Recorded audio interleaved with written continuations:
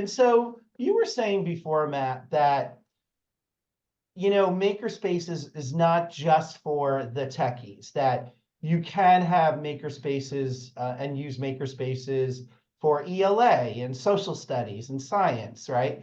And so it's not just for those techies, but really you could be using makerspaces in all of your content areas. So why then? Why should we use makerspaces across all disciplines?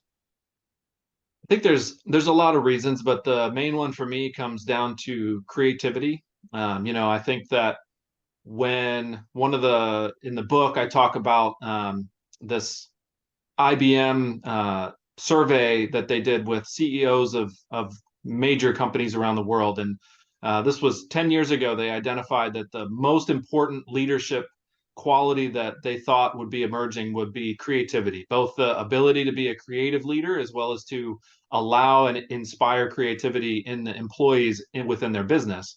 And then the word innovation continues to pop up, year after year in their reports.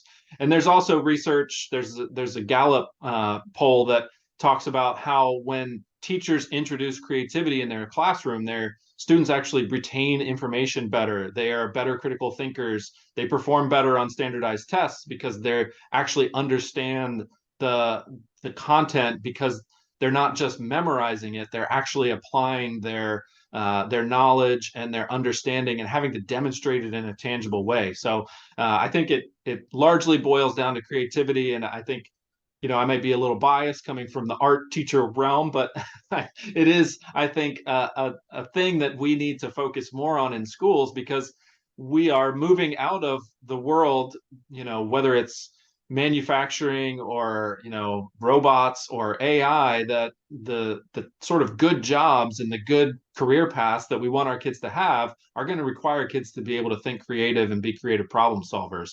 So I think that's where, when a makerspace is doing its best, it's helping push the idea that creativity is something that can be applied in English, in history, in math, in science. It's not just something that happens in the art studio. And so that's what makerspaces, I think, have the potential to do for a lot of students.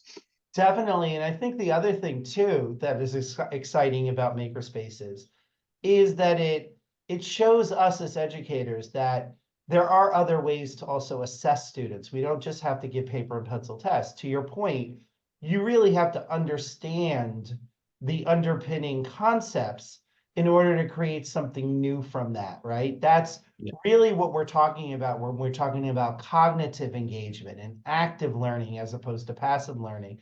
So I'm excited about the makerspace movement, even from the perspective that it is providing students with multiple ways to show that they understand the concepts, that Right.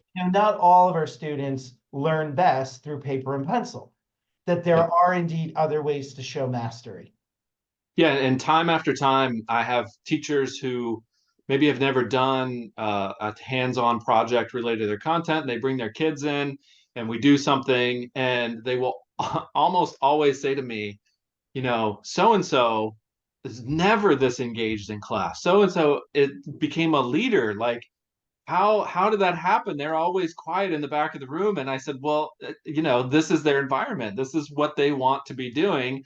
And listening to lectures, or even having good classroom discussion, is not for everybody. And so this gives those students who maybe are bored or just are not able to follow the verbal part of that conversation some way to demonstrate that they actually know what they're talking about, and they can learn this content and really demonstrate their understanding.